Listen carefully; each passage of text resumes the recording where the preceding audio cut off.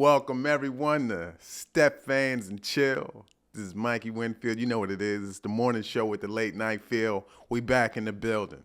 I almost need to title this show We Back Again or something because I'm always back again. And let me tell you, in a world like now, there is so much going on. It's almost like, where do you want to start? Like, even my life, like everything has happened in such an amount of time. Like I done been to Europe in towns that I've never heard of until I got there. I know all you fancy people might start speaking on, oh yeah, I know where Riga is. I know where Estonia is, but do you really? I bet you some of you do, but I bet you some of you don't. Some of you was just like me, lost. I was in Latvia. I was in Lithuania. It was wild, man. I got a lot of servings of potatoes. I was in towns, man, and it's funny because, man, like I got to just come to terms with accepting it. When I don't have a hat on, and even when I do, sometimes I might stand out just a little bit, and that's just the cards I was dealt, because it was fun, man. Even when we was at the where was we at? We had the hotel hostess for the breakfast, and man, let me just tell y'all a little bit. I don't even jump on the breakfast like that. I'm not necessarily a morning breakfast eater. And it's not because I'm not a fan of breakfast food. It's just I choose to fast. And I don't even know if we need to eat that early in life. But that's a whole nother story. So now I'm popping up to be supportive and eat with my fellow people at the restaurant. I remember it was this old lady hostess. Oh yeah, man. She was doing her thing, you know what I'm saying? And she couldn't stop, man. Everybody's looking because they just thought I was part of some. I don't know. I don't know what they thought. Maybe they saw Comics Unleashed, but she just told me. She's like, I can't stop looking at you. You remind me, Michael Jackson. I was like, can I beat it? Excuse me?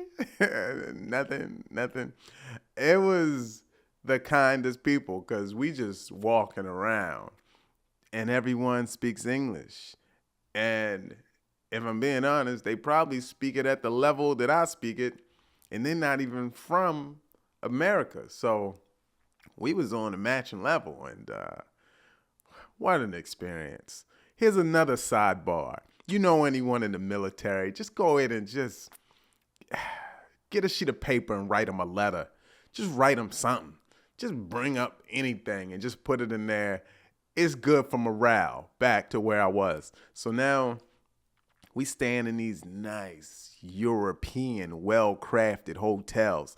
And I know they got trashy hotels out there too, but I was with the U.S. military. So they're going to do their best so I don't come on a podcast and have anything negative to say. I'm telling you, they had the best bars of soap. And I don't even use hotel bar soap. But I was like, I'm going to keep it. It's well wrapped.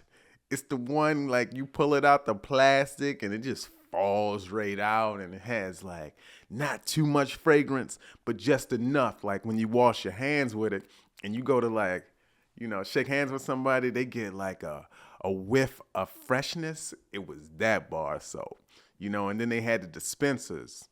And then they had a different type of door. Like the doors on the showers don't necessarily open like the ones here at the DoubleTree. It was like, hey man, I like this. I can get used to this. Plus it was just a new culture. I'm one that's into new experiences. And if you have, let's withdraw that. I'm into new experiences. And when I am able to encounter them, it makes life very pleasant. Yeah, man. This is one of those ones where I'm like, I truly just feel like I gotta speak on whatever's happening. You know how many years ago was it? I almost want to say 20. It's probably more. Um, yeah, it's some about a little 20 plus or whatever. But you remember when like the OJ joint hit? And man, that was the talk of the town. That was like the big story. Like the world stopped. I heard that Domino's Pizza sold the most pizzas in their history when OJ was in the back of that Bronco. Because people was like, yo, I ain't leaving the house. I ain't trying to miss this. What's about to pop off with OJ Simpson? So everybody was ordering pizza.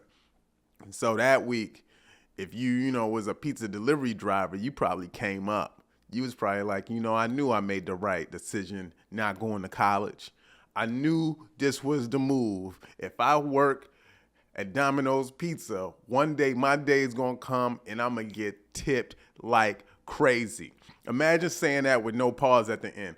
I'm going to go to these people's door and get tipped up. They're going to tip me all up. That's wild. That's really wild. But now you just had to hope, there was some type of big news live event every week so that you could continue to get that, which I don't know if it was. But nowadays, big news is so regular. Like it's so often that none of it really stops the world. It's like we listen for a minute and then boom, it's the next one. But I brought up the OJ thing because I thought that was huge at the time, as we all know. And now, this is a big deal. Diddy is a huge conversation.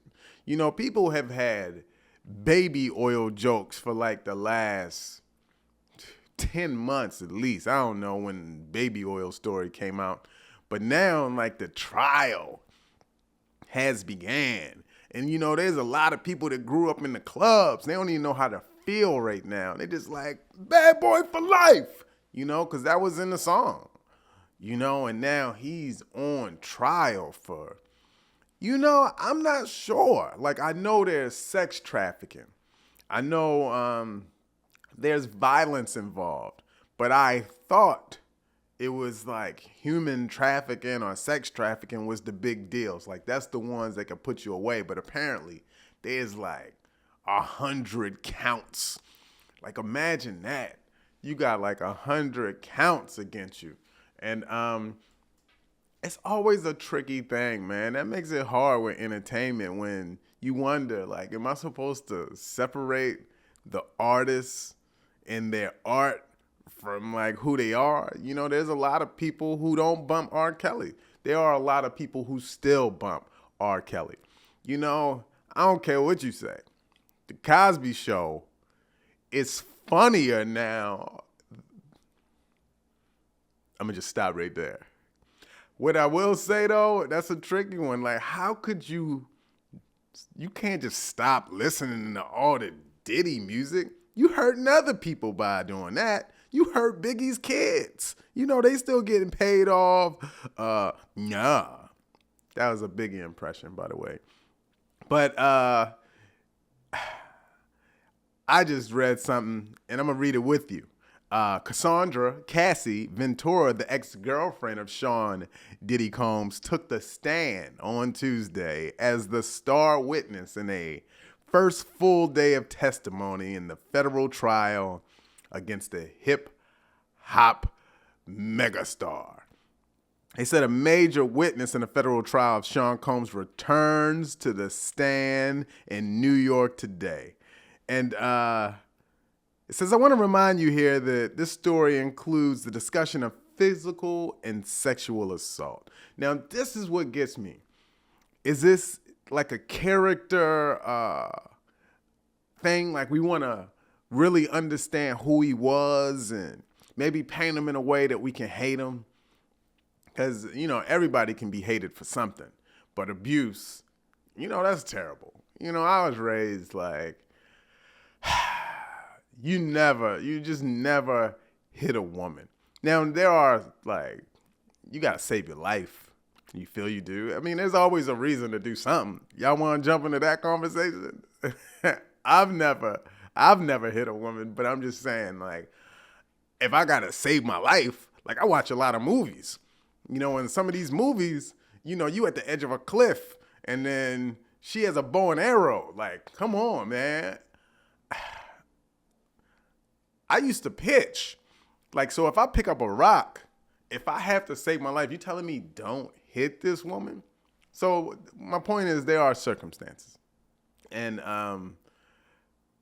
so I'm wondering, like, is this to really understand who he is? Because if it's abuse, I don't know who's been sentenced for a long sentencing off of like domestic abuse. You know, I know often, you know, the authorities are called, and from what you hear, it used to be whoever called first, the other person would get sent away. Now it's whoever got beat up the most. Like when the cops show up, they get to look at both of you and say, let's see who got whooped. Imagine you the one to get sent to jail merely because you're a better fighter.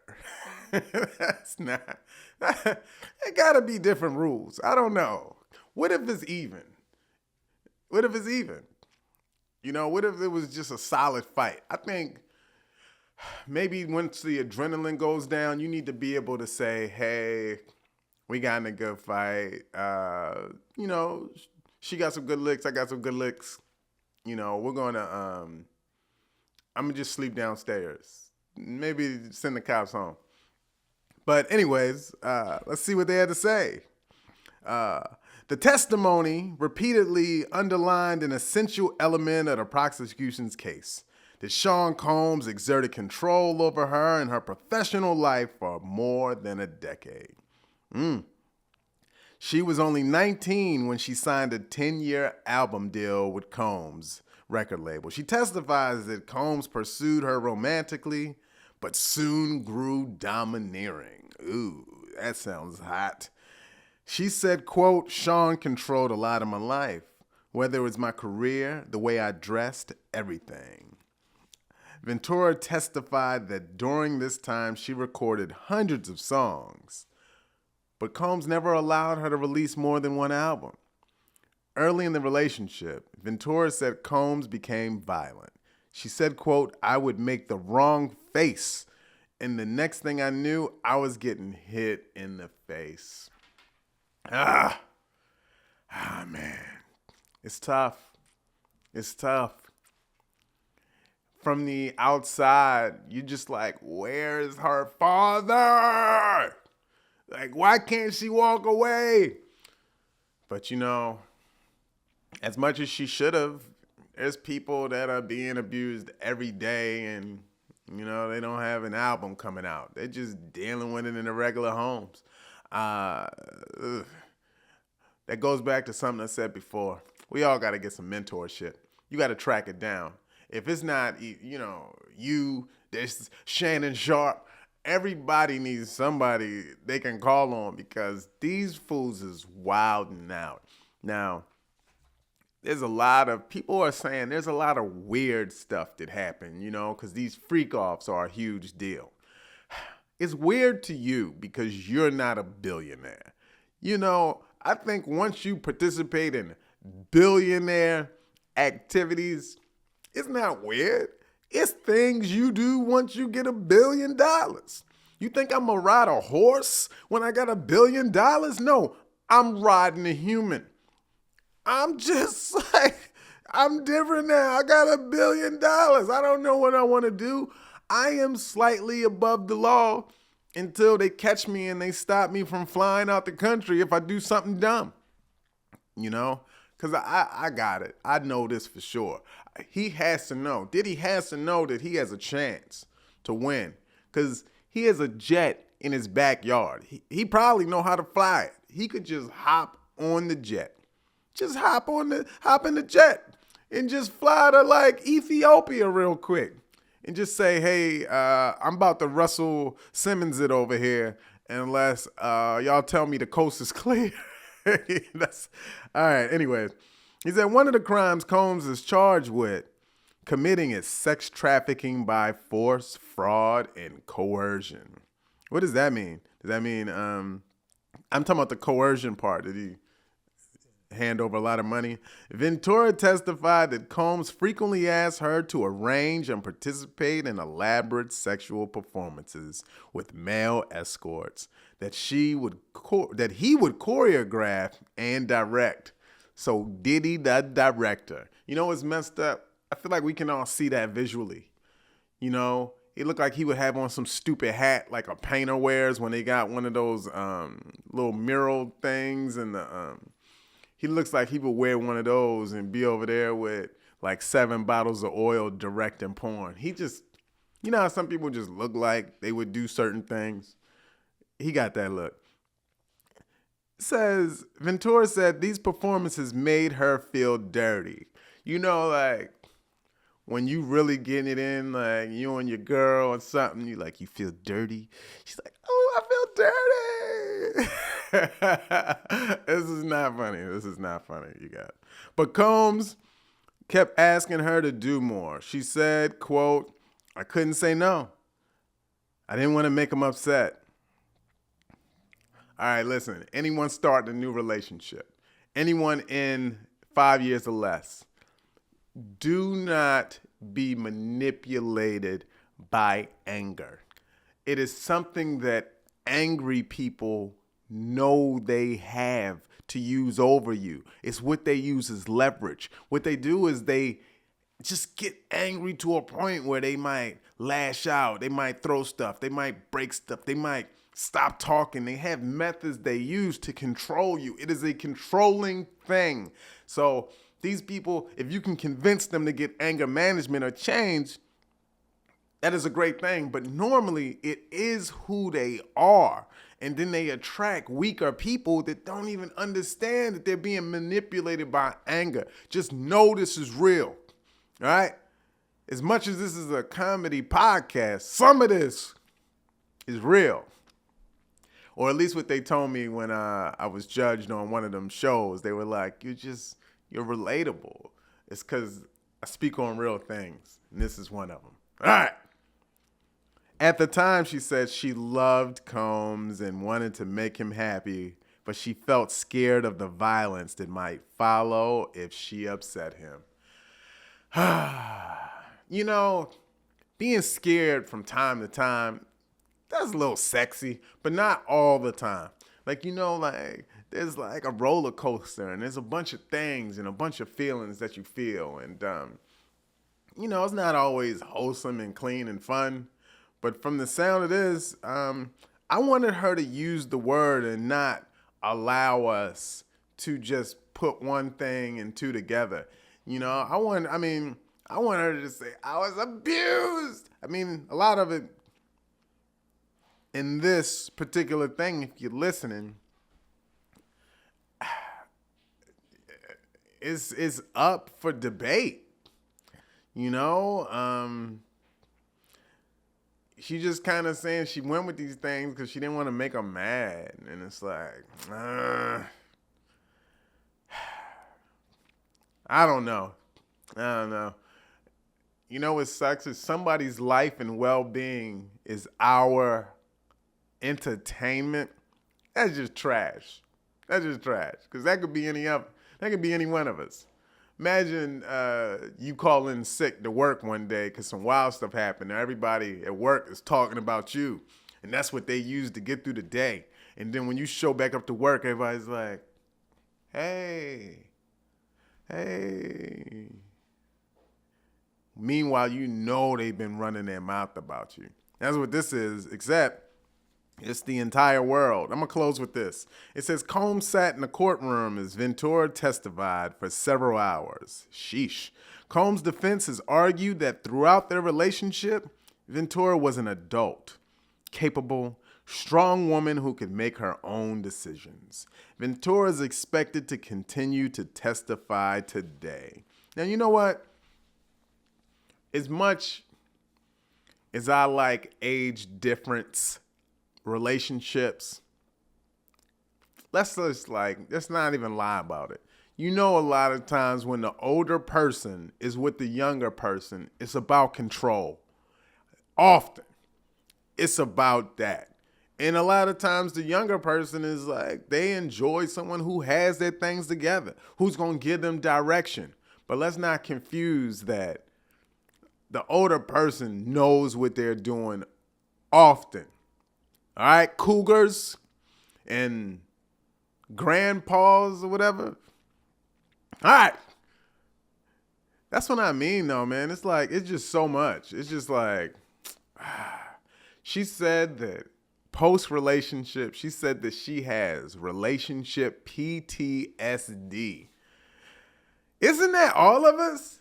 Don't we all have a little PTSD from a past relationship? Isn't it somebody who did something that you just think about it from time to time? And even in a new relationship, you think about, oh, I can't do that again. Meanwhile, this new person is giving you none of those signs, but you're like, they did this. I don't ever want to go to the movies again during the matinee hour because, it's one of those. Let's find out, man. Let's talk about some relationships. Let's see. Mike, for context, we've been together for 7 months now.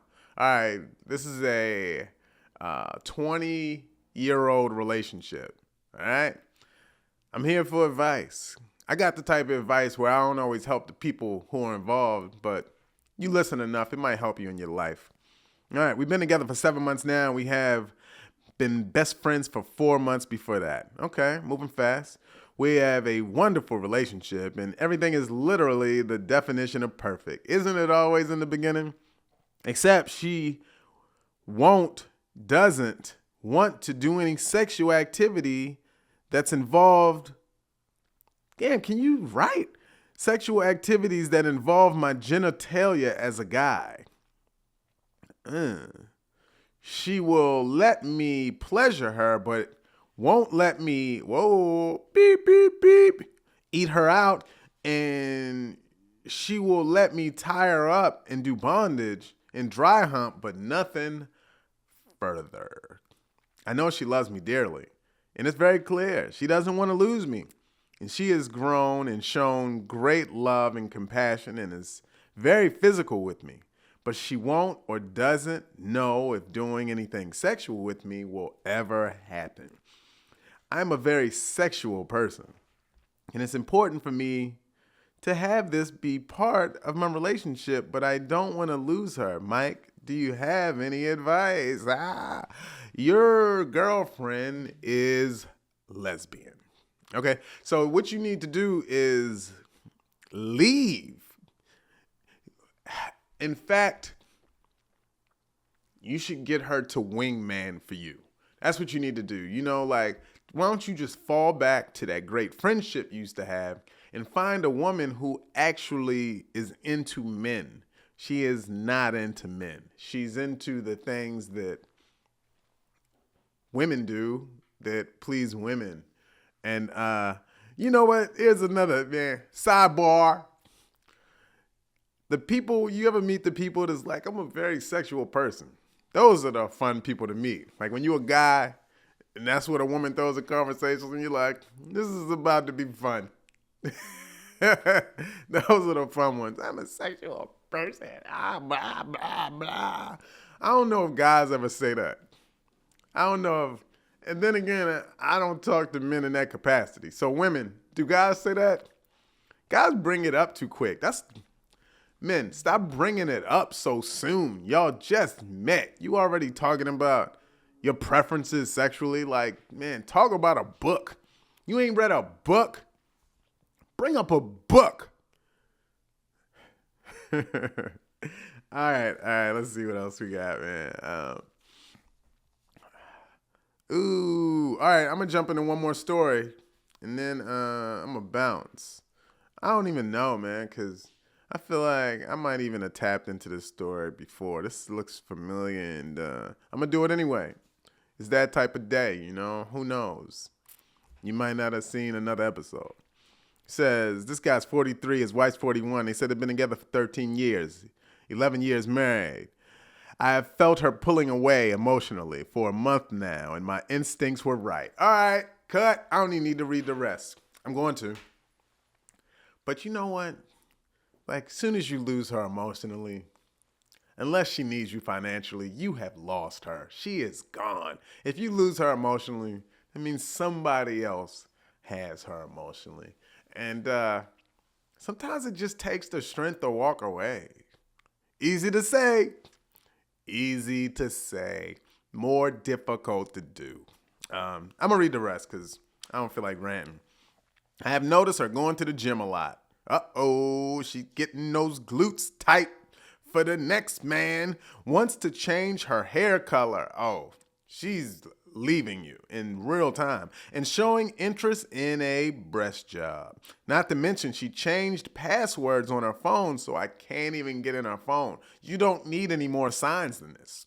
There are no more signs than you need to this. Everything about this says you need to leave. All right? She's 43. Oh, you're 41. Man, you're in your prime. Man, once you hit those 40s, man, you normally got it together. You know what you like, what you don't like. You roll the way you want to roll. It's just you got to accept it. Accept who you are and be who you are and just have the life you want to have. It is yours to have. The 20s, you don't know what you're doing. The 30s, you figuring it out. You're starting to get a taste. The 40s, you just know. And the rest is cruising. When I brought all these things up, she says she is talking to another man who is married with kids as well.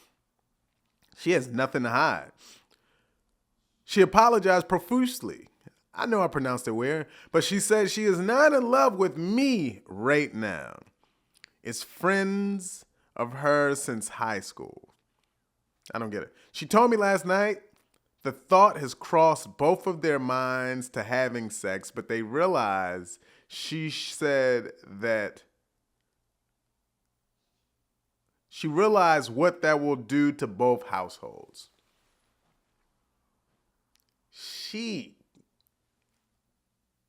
Listen, this is the type of honesty you want.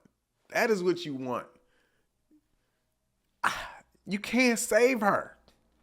This is over. This is as over gets. Leave.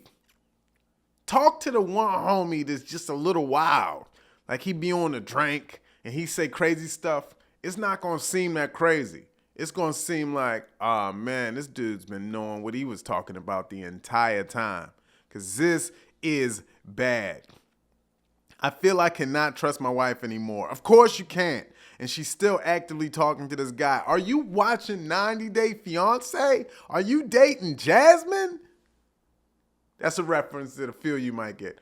Go and watch it if you haven't. If you feel like you got like a lot of your life to waste, go watch 90 Day Fiancé. Jasmine convinced her guy to have an open marriage, and then she gets pregnant by the other guy. What are you doing? Yet she says she wants to fix our marriage as long as it takes. I don't know how to navigate my feelings through all this. All right. I don't know. It depends on who you are. You know, there are guys who have given up. You know, you kind of gave up. And you're just like, I don't want to do anything. I don't feel like going out there and trying to find it. I don't even feel like anyone older is going to get into a relationship.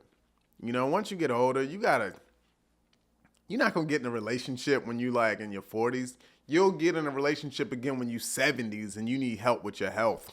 But when you're in your 40s, that's when peace is the most valuable. That's when you just like, I want to be around people when I want to be around people.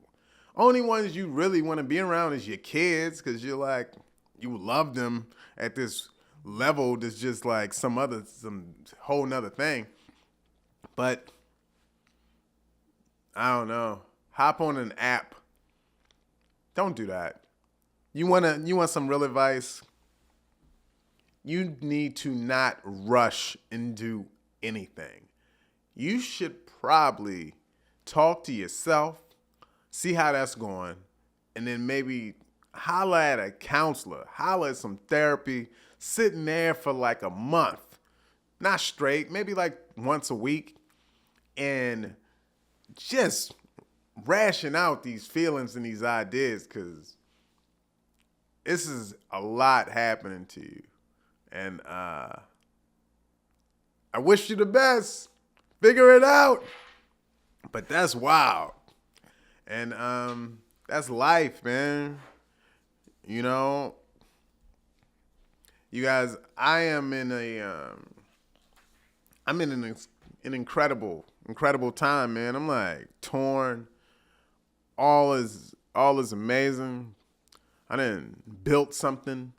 The shows are wild. I'm about to go to Houston. I'm about to go to Erie, Pennsylvania, Vegas. What did I just book? I just booked Dallas, Fort Worth, but that's in 2026, that one. I'm embarking on a lot of new and amazing things, you guys. And I appreciate you. I appreciate you for encouraging me to continue and do these things. And thanks for tuning in. Thanks for sharing. Thanks for the comments. The comments are always interesting. It's fun. I like when you agree. I like when you disagree as well. I like it. We're figuring it out. But love yourself, you guys. It's where it starts. Starts right there. And then you can just navigate all the rest. And get money. And get money! No. All right, y'all. I'm out.